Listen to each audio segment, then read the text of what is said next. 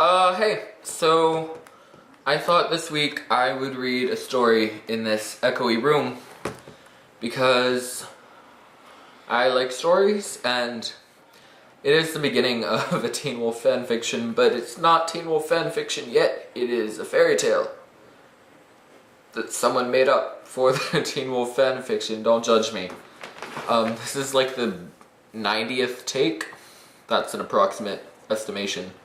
All estimations are approximate. Because, I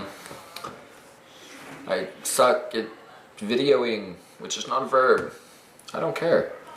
So, this is The Wicker Throne and The Werewolf King, and the user who wrote it is called Ahab2692, and hopefully he or she, or if this person decides not to follow the gender binary of our society, whatever their preferred pronoun may be, I hope they will not hate me for using this. So,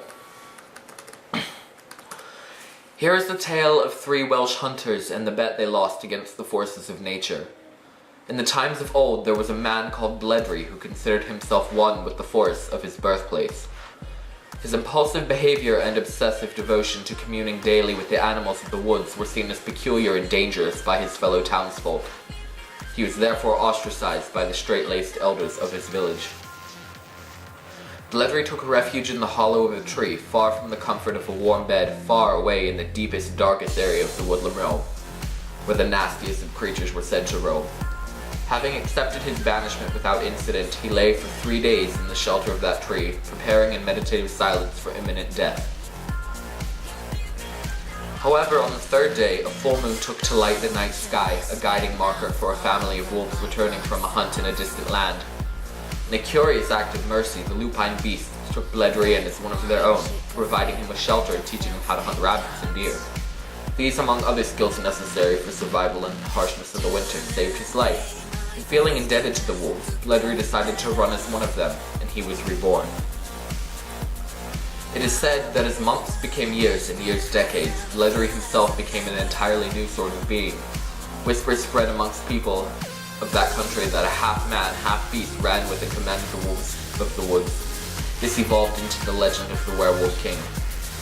The tale became lost and an age passed by, and the town where Bledry was born and raised became a full-fledged city with brickstone chimneys that spewed forth towers of ash and smoke. Of the many prominent lords and ladies that took residence in this prosperous place, none were as well known as the Morgan family. The patriarch of this hunter clan had died building the city with his own 2 hands and had left the bulk of his inheritance to his 3 adult children, Mabon, Delwyn, and Gwynonwen. These were spoiled, selfish people who hunted to quench their thirst for blood and cared neither for their fellow man nor their environment, which gave boon to the bountiful acres of property that so often took for granted. They were detested by their servants and peers alike. Now it came to pass that one dark evening, walking together down an unpaved road in the woods, the 3 siblings came across a tall and hairy man with a crown of human teeth sitting upon his head. To the Morgans he said, "I am he who is called Bledry, and I have waited many a moon to cross paths with those who have so carelessly defiled this land. Your family is responsible for the deaths of hundreds of wolves, and today fate has come to collect its debt." Mabon, the oldest brother, was an arrogant man, powerful in stature and weak in mind. He drew forth his weapon, boasting, "I shall take his head and hang it on my wall with all the other game I have slain." Yet his sword was not allowed the chance to taste blood, for as Mabon spake his piece, the Werewolf King reverted to his true form, towering above the 3 siblings, and with a single swipe of his deadly claw, he severed the prideful man's head from his shoulders, spattering blood across the leaf-strewn earth. Delwyn, the middle child, was a cowardly little thing, and in fear for his life he pledged his fealty then and there to Bledry and his pack, denouncing his actions as a hunter and the actions of those like him.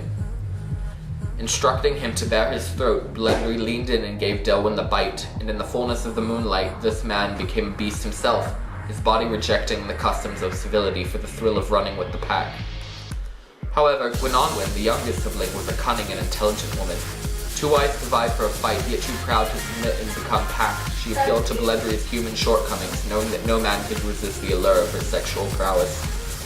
Baring her breasts in the glowing dusk, she said, "Behold, great one, Look upon my form and let thine eyes feast on the wonders of the flesh, that you might partake it, should you choose to show me but compassion and spare my life. Overcome by lust, Ledry did indeed spare her life and took her for his own mate, and so she became the werewolf queen.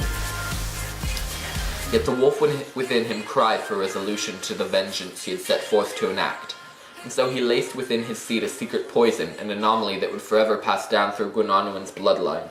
This genetic mutation would ensure that every female child in the pedigree would carry the dormant curse of the werewolf queen. This child, if exposed thrice to the bite, would take on the characteristics of a savage animal, unrestricted by the moral bindings of human beings.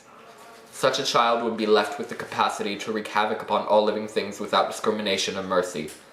And thusly, knowing that joining in Congress with the Morgan woman would one day bring hell to the people who had wronged his pack, Ledry howled in victory to the darkness, leaving for the shelter of the mist and the trees to await the fruition of his machinations. So the story goes. So, bye.